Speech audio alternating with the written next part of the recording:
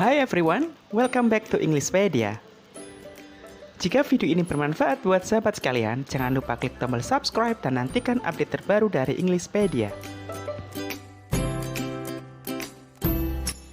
Hi Mr. John.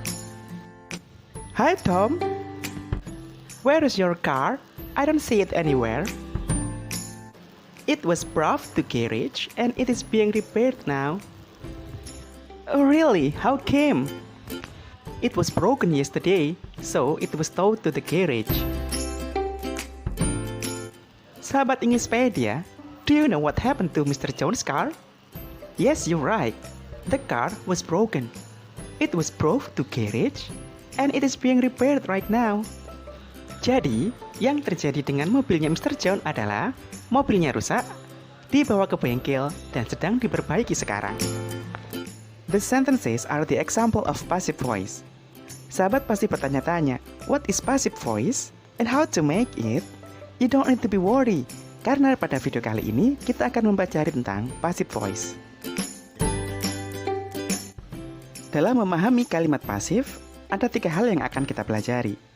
Yang pertama adalah definition, yang kedua adalah structure atau susunan kalimat, kemudian yang ketiga adalah example. Dan bagian yang pertama akan kita pelajari adalah definition of passive voice. Sebelumnya, kita sudah melihat ilustrasi dari penggunaan kalimat pasif. Di bagian ini, kita akan mencari tahu apa pengertian kalimat pasif serta penggunaannya. Passive voice atau kalimat pasif adalah bentuk kalimat di mana subjek tidak melakukan tindakan, melainkan menerima aksi dari tindakan tersebut. Sebaliknya, pada active voice atau kalimat aktif, subjeknya lah yang bertindak sebagai pelaku tindakan. Sekarang, coba kita lihat perbedaan antara kalimat pasif dan kalimat aktif. Perhatikan contoh berikut. Police officer brought a thief to the jail. Ini adalah contoh dari kalimat aktif di mana police officer berperan sebagai subjek, brought berperan sebagai verb atau kata kerja, a thief sebagai objek, dan to the jail adalah keterangan tempat. Untuk membuat kalimat pasif, kita pindahkan objek kalimat menjadi subjek. Berikut ini adalah contohnya. A thief was brought by police officer to the jail. Ini adalah contoh dari kalimat pasif, di mana subjek a thief tidak melakukan tindakan, melainkan menerima aksi dari kata kerja. Nah, sahabat Englishpedia, setelah kita mengetahui pengertian dari kalimat pasif, sekarang kita akan mempelajari fungsi dari kalimat pasif. Passive voice dapat digunakan dalam 3 kondisi berikut. Yang pertama, kalimat pasif digunakan jika objek lebih penting untuk diceritakan. Kemudian yang kedua, kalimat pasif digunakan jika subjeknya tidak diketahui. Dan yang ketiga, kalimat pasif digunakan jika subjeknya tidak penting untuk diceritakan. Dalam bahasa Inggris, kita sering menggunakan kalimat pasif dalam 3 kondisi di atas. Sekarang, mari kita lihat contohnya. Contoh yang pertama, my car is repaired. Mobil saya diperbaiki. Kalimat ini menunjukkan bahwa car menjadi topik pembahasan atau hal yang lebih penting untuk diceritakan. Contoh yang kedua, my wallet is stolen. Dompet saya dicuri. Dalam kalimat ini, kita membuat kalimat pasif karena kita tidak mengetahui siapa yang mencuri dompet saya. Dan contoh yang ketiga, wood is cut, it is brought to factory, it is processed. Dalam contoh di atas, kita membuat dalam bentuk kalimat pasif karena subjeknya tidak penting untuk diceritakan. Nah, sekarang kita sudah memahami pengertian dan juga fungsi dari kalimat pasif. Di bagian selanjutnya, kita akan mempelajari structure atau rumus dalam membuat kalimat pasif.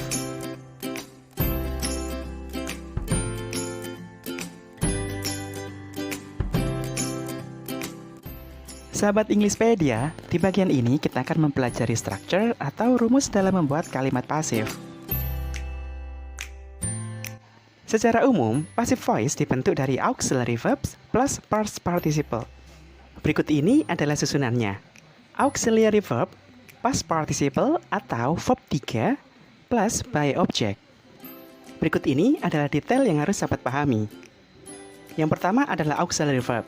Auxiliary verb adalah kata kerja bantu. Dalam passive voice, kata kerja bantu yang digunakan dapat berupa is, am, are, was, were, dan been. Masing-masing auxiliary verb digunakan tergantung dari subjek dan tensesnya. Selanjutnya yang kedua adalah past participle. Past participle adalah kata kerja bentuk ketiga. Adapun cara untuk membuat kata kerja bentuk ketiga ada dua cara, yakni yang pertama regular verb. Untuk membuat kata kerja bentuk ketiga cukup dengan menambahkan ed pada kata kerja. Kemudian yang kedua adalah irregular verb. Perubahannya untuk menjadi kata kerja bentuk ketiga tidak beraturan. Tidak ada patokan resmi untuk membuat kata kerja bentuk ketiga pada irregular verb. Sahabat bisa download daftar irregular verb pada link deskripsi. Selanjutnya, catatan ketiga yang harus sahabat perhatikan adalah by object. By object adalah pelaku dalam kalimat pasif. By object tidak wajib disertakan. Sahabat bisa menuliskan atau tidak. Nah, sahabat Englishpedia, ini adalah rumus kalimat pasif secara umum. Bentuk auxiliary dapat berubah tergantung tensesnya. Sekarang, mari kita lihat rumus passive voice dalam masing-masing tenses. Yang pertama adalah present tense, gunanya untuk menyatakan kegiatan sehari-hari. Rumus pasifnya adalah am, is, are, plus verb 3. Kemudian yang kedua adalah present continuous, gunanya untuk menyatakan kegiatan yang sedang terjadi.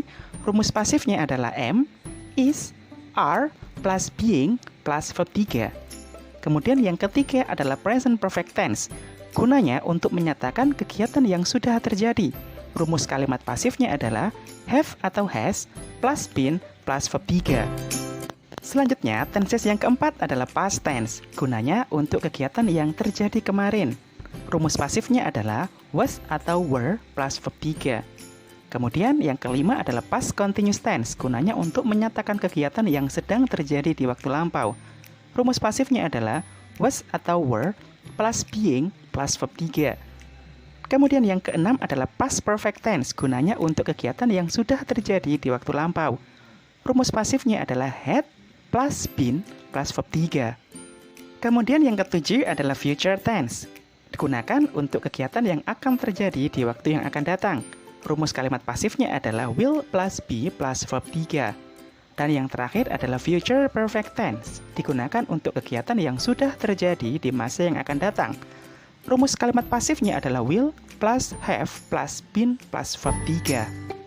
Sekarang mari kita lihat contoh kalimat pasif dalam berbagai tenses. Contoh yang pertama, my shoes are washed every month. Kalimat ini adalah kalimat pasif dalam bentuk simple present tense. Kemudian contoh yang kedua, the room is being cleaned right now. Ini adalah contoh kalimat pasif dalam bentuk present continuous tense. Contoh yang ketiga, the book was edited by Beatrice Park. Ini adalah contoh kalimat pasif dalam bentuk simple past. Dan yang terakhir adalah the store will be closed.